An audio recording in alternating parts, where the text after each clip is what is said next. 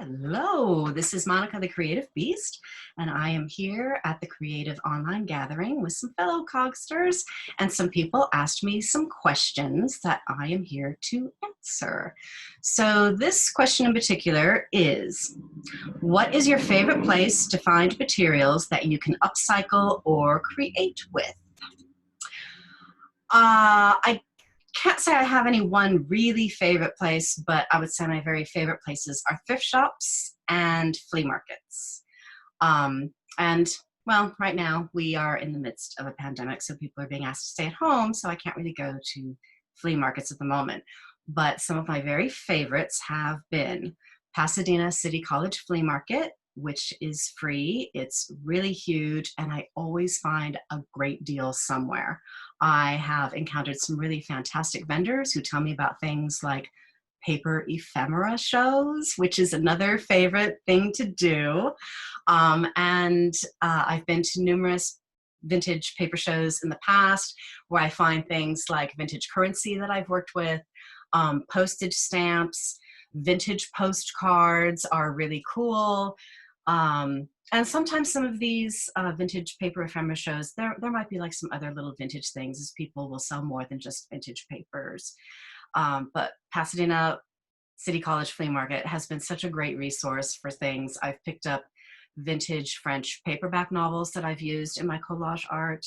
I've found, I think, maybe one Spanish paperback novel, and they're like so old the paper is almost getting ready to crumble, which is why you have to be a little careful, so you gotta work with it fast. I've found vintage postage stamps, some vintage postcards. One woman is selling a pack of old canceled stamp envelopes. So flea markets are some of my favorite places. I've gone to other flea markets. There is one not far from me here in the San Fernando Valley, the Topanga Market, and it's now held at the Pierce Junior College parking lot campus. That's like maybe a couple bucks to get into, and some of the vendors there, oh my God, they make a beautiful display. It's almost like walking into a store. It's so gorgeous. But I still find deals, like I'll find scraps of fabric and leftover yardage. Sometimes I find a cute vintage hat. Sometimes I find plastic doilies that I'll use for painting, so you get like the imprint. So yeah, I would say thrift shops and flea markets. And thrift shops is where I've gone to get t-shirts to make a lot of my recycled t-shirt scarves, and definitely my recycled t-shirt skirts, which I've shared on Instagram. And I'll see if I can provide some links. One of the last recycled t-shirt dresses I made was for Easter maybe 3 or 4 years ago. But I've made a few, and they were inspired by a local artist who was making them. But what he was doing is he was just kind of like patching pieces together. I like things that are a little more symmetrical and balanced. So I like them fitted a certain way, and he was making things for girls that are not as big as my girls. So I had to make a pattern to kind of accommodate this upper area. And with my pattern drafting skills, that wasn't too hard. And then I patched pieces that come down to my hips. And I tend to like wearing stuff that's drop waisted because I don't have really defined waist area between my hips and my upper regions. So if I do a drop waist that flares out, it kind of makes a visual trick that, oh, I've got a waist. And then I will do color coordinated dresses and skirts that way. So I like to go to thrift shops for finding my t-shirts to make recycled t-shirt scarves and recycled t-shirt dresses. And I've also made in the past some cute little stuffies with old sweaters. And I have this little example because this was one of the first ones I made because I'd had an idea. I'd seen some people kind of working with old sweaters to make cute stuffies. And I had a pattern for the base is the same, but you just change out the ears. So you have a bear or a dog or cat or a bunny. So just swap out the ears. And what I did was I took that pattern because it was really big, and I went to Kinko's to have it shrunk down smaller. And then I found this sweater because at the thrift store, you will always find really nice wool sweaters that have been shrunk in the wash and the dryer because people don't pay attention to the washing instructions. And as somebody who's worked with textiles a lot, I know you can wash virtually anything with care. I'm wearing a cashmere sweater. I wash carefully by hand.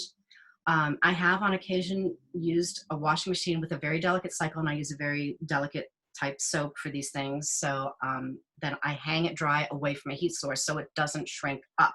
People will take their wool Shetland sweaters, wash them with detergent, which then starts to felt them, and then they toss it in the dryer and wonder why, oh my God, it's like for a baby. Because wool is not really meant to be dried, and that's what creates a felted thing. The drying, the agitation against the fibers is what creates felt. So if you do that in your washing machine, then you're gonna lose your sweater. It's gonna be like shrunk down to a child size, but a child size is just enough to make a cute little stuffed teddy. And what's great about it too is because it stretches, the original pattern isn't as recognizable because now like all these parts are kind of stretching out as they get stuffed. So I knitted this little scarf, and because this particular day I was shopping, I was supposed to meet my boyfriend and I forgot, and he called me and he's like, I thought we were going to be going somewhere. I said, oh my God, I'm so sorry, I forgot. So I felt like he had to have the first one. So this is the first one. And I would find, you know, moth-eaten cashmere sweaters that I would pick up, and I've made other little bears and bunnies as baby shower gifts for friends. So those are some really fun sources that I use: the thrift store, the flea market. There are some online Etsy shops that I've used in the past, and I will try to have some links for some of them. One gal, her name is Vicky. I don't remember what her shop name is right now, but I've bought stuff from her off and on for years, and I still have a lot of it. I haven't used it yet. I didn't use it all up yet. So I still have a lot of those supplies. And one of my buddies, Jeri of Recycled Parts of Art, she sells a lot of great vintage stuff. I did pick up some really amazing rusty metal bits from her recently. So yeah. So those are most of my sources for recycled items that I will upcycle myself or reuse them for mixed media art, collage, or bookmaking. You know, like thrift stores or flea markets are a great source for vintage sheet music, vintage photographs, and as I mentioned before, the vintage ephemera paper shows are a great source for old photos, old postcards, old postage stamps, you know, just old calendars, lots of great paper stuff that's great for collage, for mixed media, or bookmaking. So those are my sources. I'll try to provide some links when this is put up on the YouTube channel. So I hope you had fun watching, and I hope those answers were helpful for you.